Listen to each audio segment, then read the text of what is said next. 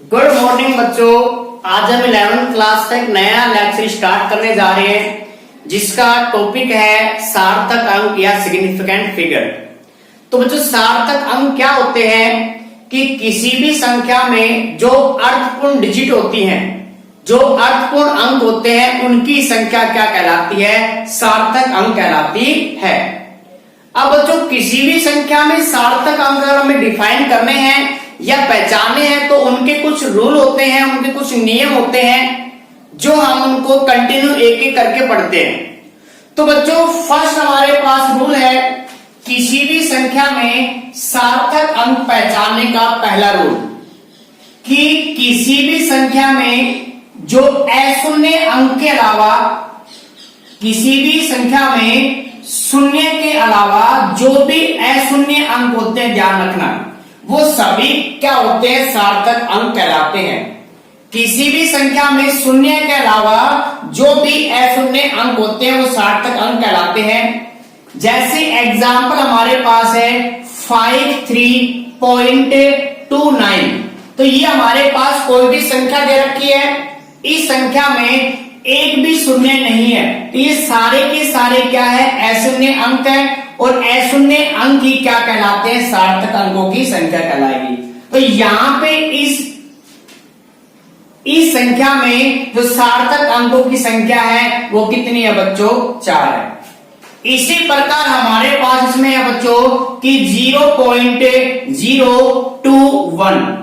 अगर हम बात करें इसमें नेक्स्ट एग्जांपल की, तो यहाँ पे हमारे पास ये 0 और ये 0 क्या इसमें शून्य है, और ये दोनों जो डिजिट हैं वो कैसे? अशून्य अंक है।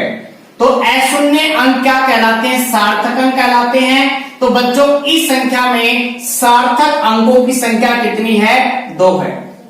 इसी प्रकार हमारे पास लिखा रखा है इसमें 100। अगर 100 की बात करेंगे बच्चों तो इसमें हमारे पास जो 1 है वो तो क्या है? अशून्य अंक है, और जो हमारे पास ये दो डिजिट है ये कैसे? शून्य है। तो इसमें सार्थक अंकों की संख्या कितनी होगी बच्चों? 1।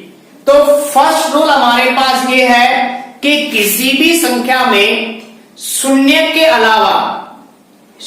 अलावा जो भी अशून्य अंक होते हैं वो सारे के सारे सार्थक अंक में काउंट होते हैं। तो जैसे एग्जांपल के लिए फर्स्ट में हमारे पास जो फर्स्ट संख्या दी गई है उसमें सार्थक अंकों की संख्या है 4, जो सेकंड जो संख्या उसमें सार्थक अंक संख्या है 2, और जो थर्ड जो एग्जांपल उसमें कितनी है? 1। तो ये जो बच्चों हमारे पास था रूल, इसमें रूल नंबर फर्स्ट था।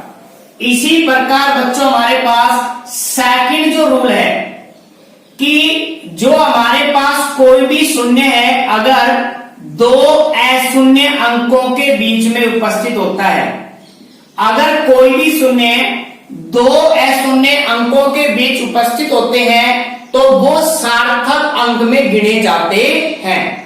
जैसे एग्जाम्पल हमारे पास है 2001, यानी कि 2000 अगर एक में बात करें, या अगर हम बात करें 2021 जो सन इस समय चल रहे उस सन की बात करें, इन दोनों में सार्थक अंकों की संख्या कितनी है? तो ये जो बच्चों हमारे पास ये 0 डिजिट है, 0 है, लेकिन ये किनके बीच में है? नॉन जीरो, यानी कि अशून्य अंकों के बीच में उपस्थित है। जब कोई भी जो 0 है अगर अशून्य अंकों के बीच में उपस्थित है तो वो सार्थक अंक में गिने जाते हैं। तो इसका मतलब इस 2001 में सार्थक अंकों की संख्या 1, 2, 3 और 4। तो टोटल कितने सार्थक अंक है इसमें? 4। इसी प्रकार बच्चों 2021 में अगर बात करें तो ये जो 0 है, ये जो शून्य अंक है, ये अशून्य अंकों के मध्य उपस्थित है, तो ये सार्थक अंक में गिना जाएगा। तो यहाँ पे बच्चों 1, 2, 3, 4, इसमें भी कितने सार्थक अंक बच्चों? 4 सार्थक अंक है। इसी प्रकार अगर एक एग्जाम्पल और दे रखा है इसमें कि 2010 दे रखा है इसमें, तो बच्चों यहां से अगर हम बात करें इस 0 की, तो ये जो आपके पास शून्य है इसके आगे की तरफ तो अशून्य है लेकिन पीछे नहीं है। इसका मतलब ये जो 0 है ये 2 अशून्य अंकों के बीच में उपस्थित नहीं है, तो ये सार्थक अंक में गिना नहीं जाएगा। जबकि अगर बात करें इस शून्य की तो ये दो अशून्य अंकों के बीच में उपस्थित है, तो ये काउंट होगा। तो यहाँ पे 1 2 3, तो टोटल 2010 में कुल कितने सार्थक अंक है बच्चों? 3 सार्थक अंक होते हैं।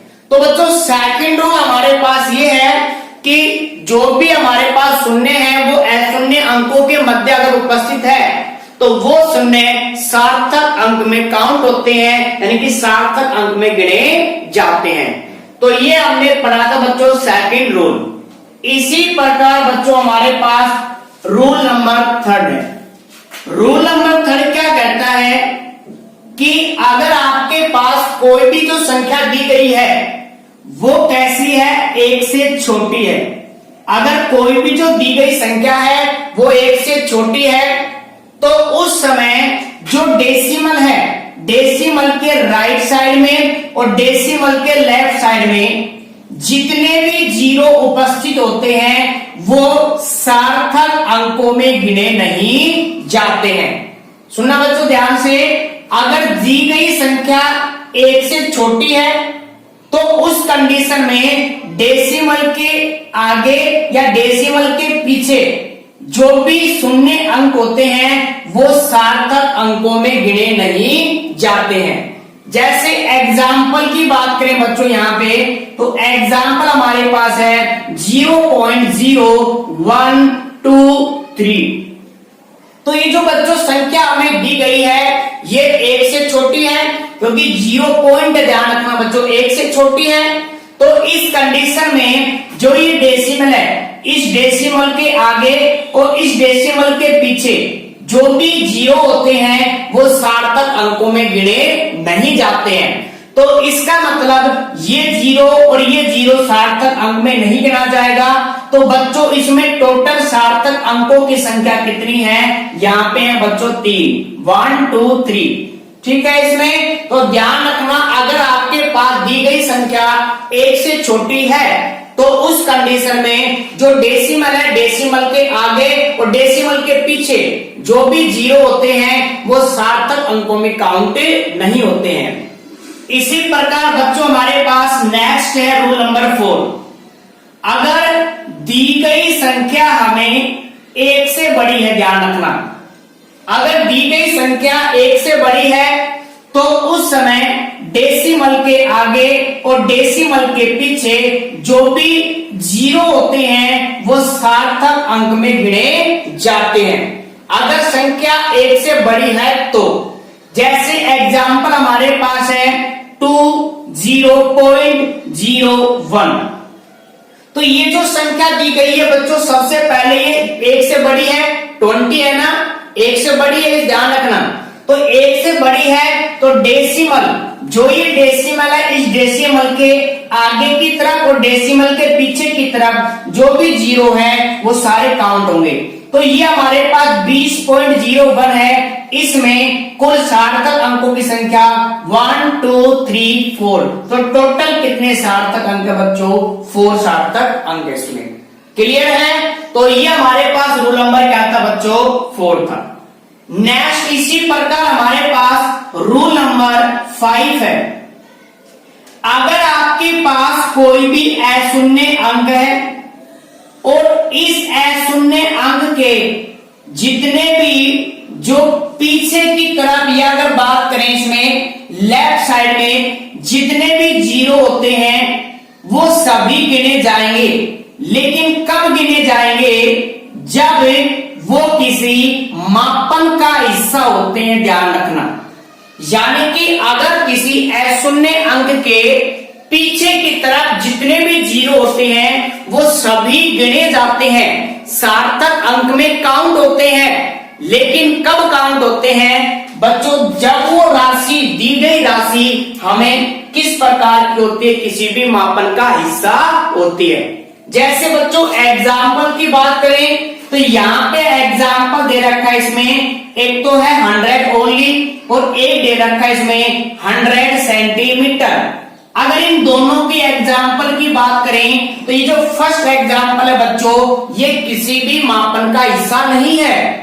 जब मापन का हिस्सा नहीं है तो हमारे जो फर्स्ट रूल है वो रूल लागू होगा कि शून्य के अलावा जितने भी अशून्य अंक होते हैं वो सार्थक अंक में क्या होते हैं बच्चों, काउंट होते हैं। तो यहाँ पे ये शून्य है, सार्थक अंक में काउंट नहीं होगा, ये शून्य भी सार्थक अंक में काउंट नहीं होगा। तो 100 में टोटल सार्थक अंकों की संख्या कितनी है बच्चों, 1 है। लेकिन नीचे हमें दे रखा है 100 सेंटीमीटर, 100 सेंटीमीटर दे रखा है, तो ये मतलब ये जो हमारे पास 100 है वो किसी मापन का हिस्सा है। तो इस कंडीशन में ये जो आपके पास 0 है वो काउंट होंगे, यानी कि 100 सेंटीमीटर में टोटल सार्थक अंकों की संख्या कितनी है बच्चों, 3 है। तो ध्यान रखना, तो अगर आपके पास कोई भी राशि दी गई है जिसमें जो अशून्य अंक के पीछे शून्य अंक दिए गए हैं, अगर वो मापन का हिस्सा होती है तो सभी शून्य काउंट होते हैं। जैसे एग्जाम्पल फिर से अगर बात करें तो एग्जाम्पल हमें दे रखा है 2000 दे रखा है, एक हमारे पास है 2000 kg। तो यहाँ पे बच्चों इसके कोई मापन का हिस्सा नहीं है तो ये 0 काउंट नहीं होंगी। तो 2000 में टोटल सार्थक अंकों की संख्या कितनी है, 1 है। अगर 2000 kg की बात करें तो बच्चों ये किसी मापन का हिस्सा है, इस समय ये 0 भी सार्थक अंकों में काउंट होंगे। तो इनकी जो संख्या सार्थक अंकों की संख्या बच्चों कितनी है, 4 है। तो ये हमारे पास था रूल नंबर 5 इसमें। इसी प्रकार अगर बच्चों हम बात करें नेक्स्ट रूल की, तो नेक्स्ट रूल बच्चों हमारे पास है रूल नंबर 6। अगर रूल नंबर 6 की बात करें बच्चों, इसमें अगर आपके पास कोई भी संख्या दी गई है, ध्यान रखना, यानी कि किसी भी पदार्थ की निश्चित संख्या दी गई है तो उस समय उसमें सार्थक अंकों की संख्या कितनी होती है, अनंत होती है। इंपॉर्टेंट है बच्चों, अगर किसी भी निश्चित गणना की बात कर सकते हैं, संख्या की बात कर सकते हैं, तो उनमें सार्थक अंकों की संख्या कितनी होती है, अनंत होती है। इसी के साथ इंपॉर्टेंट बच्चों है ये है हमारे पास पाई। अगर पाई की बात करें तो पाई में सार्थक अंकों की संख्या कितनी होती है, अनंत होती है। ये एग्जाम्पल जो आपके एग्जाम में कॉम्पिटिटिव एग्जाम, उसकी तुलना में अगर उसकी कंपैरिजन की बात करें तो ये बहुत ही ज्यादा इंपॉर्टेंट है, ध्यान रखना। जैसे एग्जाम्पल यहां पे लिख रखा है कि हमारे पास 20 सेब है, 20 सेब इसमें, तो 20 तो बच्चों फिक्स ही होंगे, ऐसा तो नहीं होगा 19.5 होगा, इसमें 20 में फिक्स है। तो बच्चों इसमें जो आपके पास क्वांटम संख्या, जो इसमें जो सार्थक अंकों की संख्या है वो कितनी होगी, अनंत। और पाई में भी कितनी होती है, अनंत होती है। तो ये इंपॉर्टेंट है बच्चों, इसको आपको जरूर याद रखना है, ये कॉम्पिटिटिव एग्जाम में जरूर पूछता है।